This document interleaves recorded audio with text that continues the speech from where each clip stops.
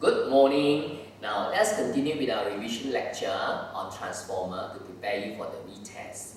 Now last week or the last two videos we talked about the basic of the transformer as well as the referring the parameters, right? And today we want to continue with open circuit test, short circuit test, as well as the efficiency of the transformer. Now in order to understand this few new one, you need to actually go back to talk about the parameters. If you recall, our practical equivalent circuit of a transformer, there are 6 parameters. Right? So we have my primary circuit here, which is my low voltage side, and the secondary is my high voltage side. That's why the parameters on the low voltage side all carries the low voltage subscript. Yeah? If you remember the last video, we used R1, X1, R1, X1, yeah? But today we are going to use LV and HV because it will be more relevant to our open circuit test and short circuit test. Now, if you were to bring back our memory on this English word, which is very important, remember we say that you must know the English word, otherwise you cannot tackle the tutorial questions. It's called the core loss resistance at the low voltage side, magnetizing reactance at the low voltage side, winding resistance at the low voltage side, leakage reactance on the low voltage side, winding resistance on the high voltage side, and leakage reactance on the high voltage side. The 6 parameters. And you also recall that we could actually refer parameters. Okay? So if today I want to refer these two over here, which is possible, isn't it? Am I right? So let me refer it now. If I refer it means I move these two parameters and to be lumped together here. Right? And that will be called the equivalent winding resistance and the leakage reactance on the high voltage side. That means they are already being referred. And it is actually a combination of R1 and R2, X1 and X2. Alright? Okay, so now this is the parameters. Okay, so today we would like to move on to call one experiment which is called the open circuit test.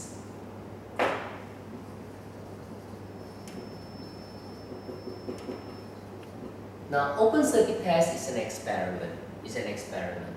And the objective of the open circuit test is actually to find the values of RCLV and XMLV. Right? So in the tutorial questions, or even in the common test, or even in the exam, or even in the practical test, when you do the open circuit test, the purpose is to find the value of this core loss resistance and the magnetizing reactance. Now, how is this experiment being carried out? The experiment is being carried out like you connect up the primary circuit and you leave the secondary circuit open circuited. Alright, you leave it open circuit, and that's why it's called open circuit test. Okay? And in the open circuit test, because the secondary is open circuit, it draws no current. So the primary also draw no current. So the only current that flows in the circuit now is only this. Right? And that is why in the open circuit test, the equivalent circuit is just left with this parallel circuit. The rest of the circuit is actually no use because there's no current flow. So we could actually erase it.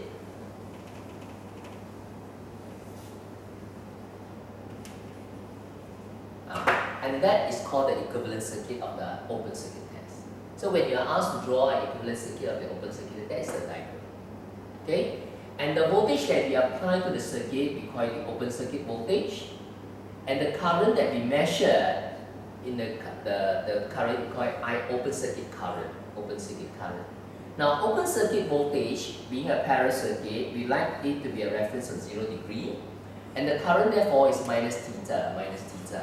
Why? Because this is an inductive circuit. Inductive circuit current lags voltage. Okay? Now, when IOC comes here, it branches into two current. If you recall your AC module, this current is real current IC is minus JIM. Alright? Okay, now the methods to find these two values, there are two methods. I call the first one is called cosine theta method. The other method is called the Pythagoras theorem method. Now stick to one method that you are more familiar and you can remember. And it is a method, it's not formula, so you therefore have to take an effort to remember the method, how it goes from step 1, step 2, step 3, and step 4, and so on and so forth. So let us start with the cosine theta method. Now in the open circuit test, you actually use a power meters to measure the real power. You also measure the voltage. Using a voltmeter, you measure the voltage.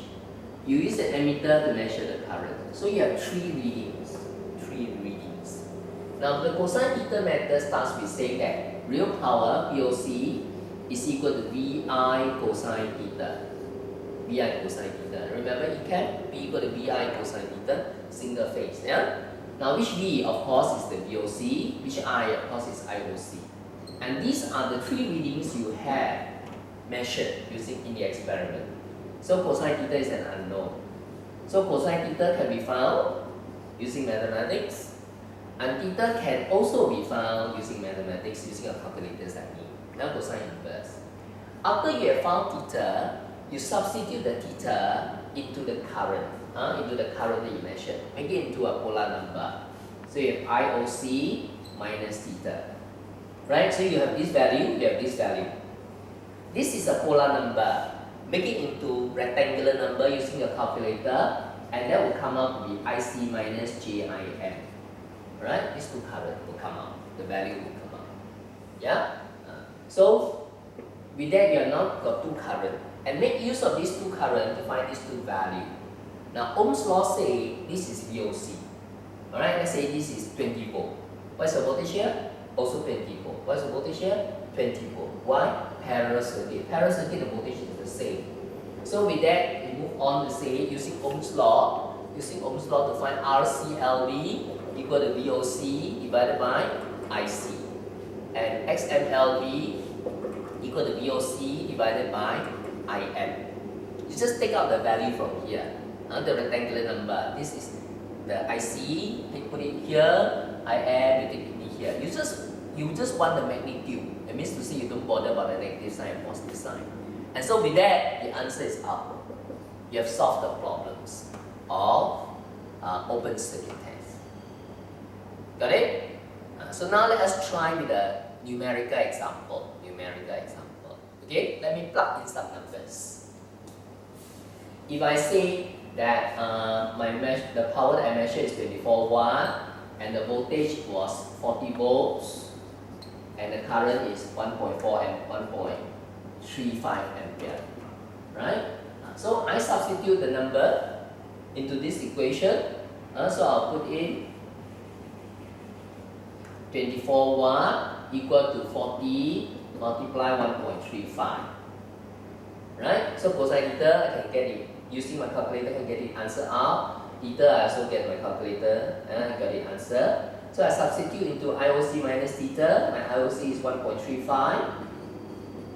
right? And then substitute the theta I got in here. I got a polar number. Use calculator, make it into rectangular number, and I have these two answers. And with that, I substitute into my Ohm's law formula, and I got the answer. Alright, so that is called the open circuit test. I think this method is not too difficult to remember.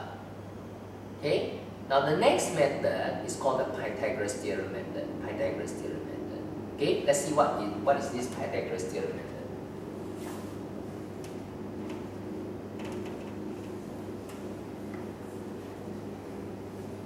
Alright, again, you do an experiment. Your power meter gets you a reading, your voltmeter gets you a reading, the ammeter gets you a reading. Pythagoras theorem method starts with the power, but instead of saying VI cosine theta, you say power is equal to V square on R. Right? V square on R. The voltage is V, the same V, and V square on R. Which V, of course, is VOC. Which R is RCLV. Right? I got my power meters reading, I got my voltmeters reading. I do not have RCLV, so I calculated the RCLV. Answer is out, right? Then the next step, after you know RCLV, VOV is here, RCLV is here, you are able to calculate IC. Ohm's law says I equal to V over R. Which V? VOC. Which R? RCLV. Right? So IC is out. Now you know IOC, you know IC, how to get IM. That is where Pythagoras theorem comes in. Now if you remember our AC module, in this case, IOC is equal to IC minus GIM. It is actually a right angle triangle. If you plot your phasor diagram, that is IC, and that is minus GIM, and that is IOC. It's a right angle triangle. So therefore, IOC square is equal to IC square plus IM square. Right? If I know IOC, which is my ammeters reading, I know my IC using my Ohm's law that I calculated just now. Now I therefore can find IM using Pythagoras theorem. Yeah? So IM is equal to square root of IOC square minus IC square. Right? After finding the IM, you therefore can find XMLV. Yeah? Ohm's law again, XMLV is going to be over I, which be VOC, which IM. IM that you obtain using Pythagoras theorem. Right? So with that, the answer is out. So this is the alternative methods to find RC, LV, and XMLV using Pythagoras theorem. Right? So to recap, open circuit test, equivalent circuit is a parallel circuit. Parallel circuit. Right? The whole objective of open circuit test is to find these two values. What are the two ways to find these two values? Cosine theta method versus the Pythagoras theorem method. See which one that you like better and you stick to it. Yeah? And you remember, it's a parallel circuit. So here is VOC, the voltage here is VOC, the voltage here is VOC. So to find RCLV is VOC divided by IC. To find XMLV is VOC divided by IM. Alright? Thank you.